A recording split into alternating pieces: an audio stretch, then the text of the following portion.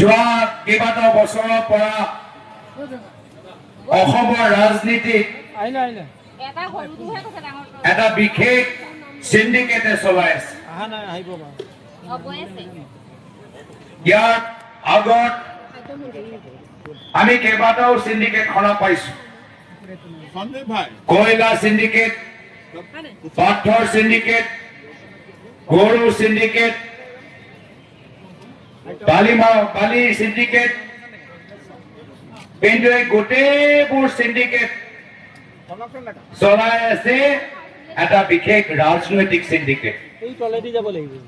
এই গোটেই সিন্ডিকেটবোৰ নিয়ন্ত্ৰণ কৰি আছে এটা বিশেষ ৰাজনৈতিক সিন্ডিকেট, যি মাফিয়া দৰে শাসন চলাই আছে। আৰু এই সিন্ডিকেটৰ চৰ্দাৰ কোন? এই সিন্ডিকেটৰ চৰ্দাৰ হল হিমন্ত বিশ্ব শৰ্মা ডাঙৰীয়া।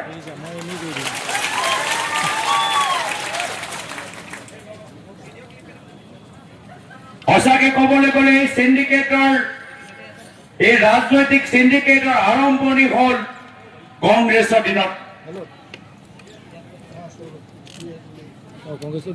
হিমন্ত বিশ্ব শৰ্মা ডাঙৰীয়া, পীযুষ হাজৰিকা ডাঙৰীয়া, জয়ন্ত মল্ল বৰা ডাঙৰীয়া, মানৱ ডেকা ডাঙৰীয়া, গোটেইবোৰ সিন্ডিকেটৰ তেওঁলোকৰ যাত্ৰা কংগ্ৰেছ দিনত আৰম্ভ হল। বহুতে সেই সময়ত প্ৰায়তঃ তৰুণ গগৈদেৱৰ ওচৰত গল। প্ৰায়তঃ তৰুণ গগৈদেৱ মাত্ৰ অসমৰ অভিভাৱক নাছিল, আমাৰ দলৰ অভিভাৱক আছিল, কংগ্ৰেছৰ অভিভাৱক আছিল। পিতৃৰ দৰে অসমৰ ৰাইজক একত্ৰিত কৰিলে, অসমৰ ভিতৰত শান্তি ঘূৰাই আনিলে, লগে লগে কংগ্ৰেছ দলক আগুৱাই লৈ গল। তেওঁ দেখা নাপালে যে কেনেদৰে এই সুবিধাবাদী মানুহবোৰ তেখেতৰ কাষ চাপিলে, কাকো তেখেতৰ ওচৰত যাবলৈ নিদিয়ে। লাহে লাহে গোটেই চৰকাৰ তেওঁলোকে নিজে নিয়ন্ত্ৰণ কৰিবলৈ বিচাৰে। আৰু শেষত যেতিয়া তেওঁলোকৰ আশা আকাংক্ষা বৃদ্ধি হল, নিজে মুখ্যমন্ত্ৰী হবলৈ সপোন দেখিলে, তেতিয়া তেওঁ সেই ৰাজনৈতিক গুৰু, সেই দলৰ অভিভাৱক, সেই আধুনিক অসমৰ খনিকৰজনক বিশ্বাসঘাত কৰিলে। প্ৰায়তঃ তৰুণ গগৈদেৱ অবাক। মনত পৰে বিধানসভাৰ মজিয়া সেই ছবি, যেতিয়া সন্মুখত আছিলে হিমন্ত বিশ্ব শৰ্মা ডাঙৰীয়া, বিজেপি চৰকাৰত সোমাই বিত্তমন্ত্ৰী হল। আৰু প্ৰায়তঃ তৰুণ গগৈদেৱ 2016 চনৰ পিছত কংগ্ৰেছ দলৰ এগৰাকী জ্যেষ্ঠ বিধায়ক। এই বিধানসভা মজিয়াত যত তৰুণ গগৈদেৱ 15 বছৰ মুখ্যমন্ত্ৰী হল, সকলোৰ সন্মুখত হিমন্ত বিশ্ব শৰ্মা ডাঙৰীয়া প্ৰায়তঃ তৰুণ গগৈদেৱক বাৰম্বাৰ অপমানিত কৰিলে। প্ৰায়তঃ তৰুণ গগৈদেৱে কলে, মই নাজানিছিলো যে যাক মই এজন পিতৃৰ দৰে মৰম কৰিলো, সিয়ে যে এদিন মোৰ পিঠিত চুৰি বহাব মই কেতিয়াও ভবা নাছিলো। এতিয়া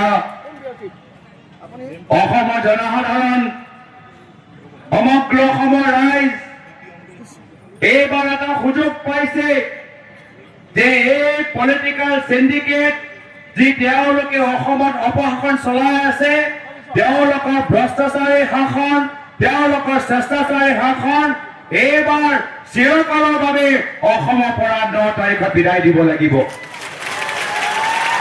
বিদায় দিব লাগিব নে নালাগে? বিদায় দিব লাগিব নে নালাগে? আজি তেওঁলোকে একেখিনি কাম বিজেপি দলত সোমাই কৰিছে। বিজেপি দলৰ ভিতৰত যিসকল পাথৰ সিন্ডিকেট, কয়লা সিন্ডিকেট, বালি সিন্ডিকেট, সুপাৰী সিন্ডিকেট লগত সম্পৰ্ক আছে, মাত্ৰ তেওঁলোকেহে হিমন্ত বিশ্ব শৰ্মা ডাঙৰীয়াৰ ওচৰত যাবলৈ পাৰে। যিসকলে ৰাজনীতি কৰি ৰাইজক সেৱা কৰিবলৈ বিচাৰে, তেওঁলোকৰ টিকেট হিমন্ত বিশ্ব শৰ্মা ডাঙৰীয়া কাটি পেলায়। এইবাৰ বিজেপি দলৰ প্ৰাৰ্থী তালিকা চাওক, মাত্ৰ সেইখিনিয়ে মানুহ আছে যিসকল গৰু বালি কয়লা চিণ্ডিকেট লগত সম্পৰ্ক। এইকাৰণে এইবাৰ অসমৰ ৰাইজে সিদ্ধান্ত ল'ব লাগিব যে অসমত আকৌ দুৰ্নীতিগ্ৰস্ত মুখ্যমন্ত্ৰী হ'ব লাগে নে নালাগে।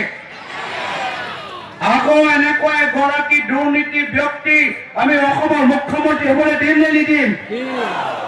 জোৰছে কওক, আকৌ কওক। এইবাৰ অসমৰ নিৰ্বাচন হ'ল অসমৰ ৰাজনীতি পৰিষ্কাৰ কৰা।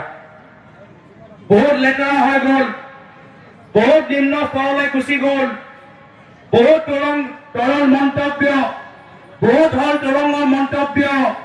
এতিয়া অসমৰ জনসাধাৰণ এনেধৰণৰ স্বেচ্ছাচাৰী ফাচিষ্ট শাসন আৰু সহ্য নকৰে। দল আমি সকলোৱে একত্ৰিত হৈছো এখন নতুন বৰ অসমৰ কল্পনা কৰিবলৈ। যে নতুন বৰ অসমত আমাৰ বাক স্বাধীনতাৰ ওপৰত আক্ৰমণ নহয়, যে নতুন বৰ অসমত চৰকাৰক সমালোচনা কৰা অধিকাৰ আমাৰ লগত থাকে, যে নতুন বৰ অসমত আমাৰ থলুৱা উদ্যোগ চাহ উদ্যোগক বেছি গুৰুত্ব দিয়া যায়, যে নতুন বৰ অসমত বাহিৰৰ মানুহ মাটি দিয়াতকৈ আমি থলুৱা মানুহক মাটি অধিকাৰ দিওঁ, এনেকুৱা এখন নতুন বৰ অসম আমাক লাগে। এইকাৰণে এইবাৰ অসমৰ ৰাইজত একত্ৰিত হ'ব লাগিব। এই কথা মাত্ৰ কংগ্ৰেছ দল, ৰাইজৰ দল, অসম জাতীয় পৰিষদ দল, CPM, CPML দল, APHLC দলৰ নহয়। এয়া হ'ল প্ৰত্যেক গৰাকী স্বাভিমানী অসমৰ মানুহৰ কৰ্তব্য যে অসমখন উদ্ধাৰ কৰা। আৰু অসম সেইদিনা উদ্ধাৰ হ'ব যিদিনা আমি অসমৰ পৰা হিমন্ত বিশ্ব শৰ্মা ডাঙৰীয়াক বিদায় দিম।